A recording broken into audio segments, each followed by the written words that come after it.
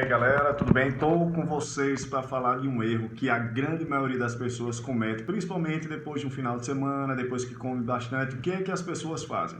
Elas chegam na academia e vão fazer uma aula de spinning, uma aula de aeróbio, depois ou vai fazer musculação primeiro e depois joga o aeróbio, enfim, perde seu tempo treinando 1 hora, 2 horas na intenção de queimar as calorias ou pensando que estou queimando, sei lá, 1.500 calorias, 2.000 calorias e com isso vou emagrecer. Na verdade, esse é um erro grosseiro que a maioria das pessoas cometem.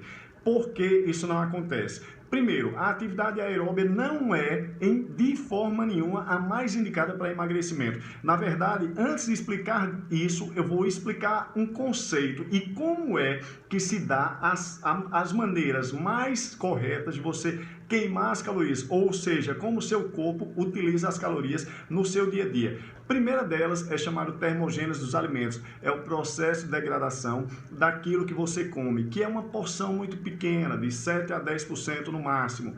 A segunda delas é o seu metabolismo basal, e aí entra o conceito totalmente errado, pensando que o aeróbio é que vai te emagrecer. Não é. Cerca de 65% do que você gasta para se manter funcionando, ou seja, para a sua máquina, para o seu corpo funcionar normalmente, está relacionado à quantidade de músculo, de massa muscular que você tem. Ou seja, se você de fato quer emagrecer, a atividade aeróbia não é a mais benéfica, já que ela não eleva a sua massa muscular, ela não acelera seu metabolismo basal. A atividade aeróbia, diferente da atividade anaeróbia, você só tem um gasto energético durante o exercício, você não tem o que a gente chama de EROS, excesso de consumo de oxigênio pós-atividade física. Ou seja, os metabólicos que seu corpo vai usar para repor aquela energia que foi gasta no treino, aonde há uma depressão de glicogênio. O termo é esse mesmo, eu não falei errado, depressão de glicogênio. Na verdade, quando há uma perca de gordura maior, ou seja, você perde muito mais gordura dentro do treino anaeróbio, sobretudo depois do treino, do que no treino aeróbio. Esse é o primeiro conceito. Mas o segundo, 65% do que você gasta está relacionado à massa muscular, ao que a gente chama de PIG, peso isento de gordura. Ou seja, quanto mais massa muscular você tiver, mais acelerado vai estar o teu metabolismo basal. E o restante, que é adaptável, por isso que mesmo um professor de spinning, mesmo um professor de uma aula de ginástica, ele engorda quando ele não tem uma dieta com baixos carboidratos ou uma dieta de macronutrientes regulada para aquela atividade que ele faz e para o seu metabolismo basal. Por quê? Porque mesmo tendo uma atividade física ou uma atividade do seu cotidiano, que é o seu trabalho, que tem um grande gasto energético, seu corpo vai se adaptar para fazer com que você faça essas atividades, com que você desempenhe essas atividades com a maior eficiência possível. E o que é eficiência em relação à fisiologia? É economia de energia. Então, esse conceito, esse princípio cartesiano de que comi muito hoje, amanhã eu vou gastar treinando 1 hora de musculação, depois vou fazer mais uma aula de spinning, ele não funciona, certo? E aqui vamos pegar um outro conceito. Você já escutou falar no que a gente chama de telefone sem fio? Dentro das avaliações, quando a gente faz avaliação de emprego, enfim, a gente passa por isso. As pessoas dizem uma mensagem e aí vai passando de um para o outro. Quando chega no final do ciclo, a mensagem está totalmente deturpada. Foi isso que aconteceu em relação à atividade aeróbia e essa estratégia de atividade aeróbia no emagrecimento. Eu vou ler para vocês o conceito científico, ok? O conflito entre a popularidade das orientações quanto à prescrição dos exercícios aeróbios para emagrecer e o conjunto de evidências contradizendo essa prática é chocante. Um artigo escrito há mais de uma década no Journal of American Diet Association, em 1995, na verdade faz mais de 2 décadas, na Universidade de Buffalo, atribuiu-se a consolidação desse conceito a um modelo de telefone sem fio. Para o autor, o conceito inicial foi deturpado seguidamente enquanto passava de uma pessoa para outra, até o conceito final se tornou completamente diferente da ideia original.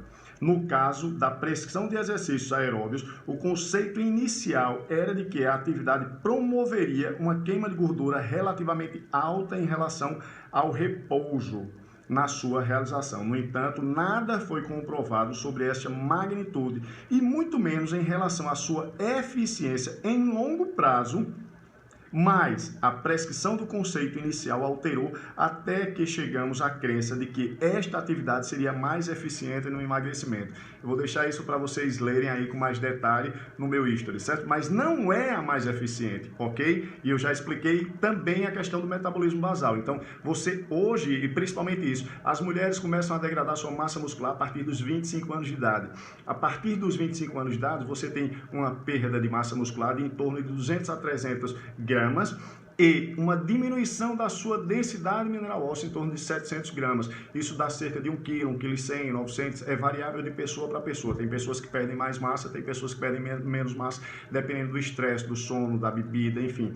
São vários fatores. Mas parte do pressuposto que a partir disso você começa a degradar sua massa muscular. Por isso que depois dos 25, depois dos 30, você nota que mesmo você comendo pouco, você ainda engorda. E cada vez você come menos e cada vez você vai engordando mais. O homem também não está fora disso, só que a gente começa a degradar a massa muscular a partir dos 30 anos e essa perda de massa muscular ela é muito menor por causa da testosterona, que nos homens é cerca de 11 vezes maior do que nas mulheres. Mas vamos entender isso. Eu já falei da questão da intensidade do treino e que o treino mais benéfico para o emagrecimento é a musculação e deve ser a musculação e que você não deve usar o princípio cartesiano. Se você comeu demais num dia, faça uma compensação na própria dieta. Não pense que vai compensar com um exercício que não vai. Na verdade, você vai catabolizar sua massa muscular e vai deixar seu metabolismo mais lento, ok? E aqui eu vou falar o seguinte: assim como nos treinos aeróbios, o treino de força é determinante a magnitude do EPOC. EPOC é excesso de consumo de oxigênio pós-atividade física.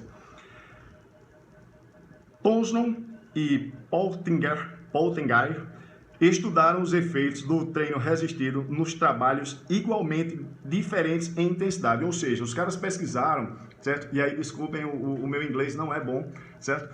Os caras pesquisaram o mesmo consumo energético, ou seja, você ficava lá, por exemplo, 1h30 numa atividade aeróbia e ficava lá 20, 30 minutos numa atividade anaeróbia e os dois tinham basicamente o mesmo gasto energético, só que a intensidade que era diferente. Independente do exercício, aeróbio ou anaeróbio, a medida para a pesquisa foi o total de calorias, certo? E eles mediram isso. E aí o que é que aconteceu? O treino de baixa intensidade foi composto por 2 séries de 15 repetições. E aí um grande erro, as pessoas acham que mais repetições é para perder, menos repetições é para ganhar. Não existe isso. Treino de musculação deve ser sempre aumento de massa muscular. E a intensidade foi realizada 8 repetições. O treino de alta intensidade foi realizado 8 repetições.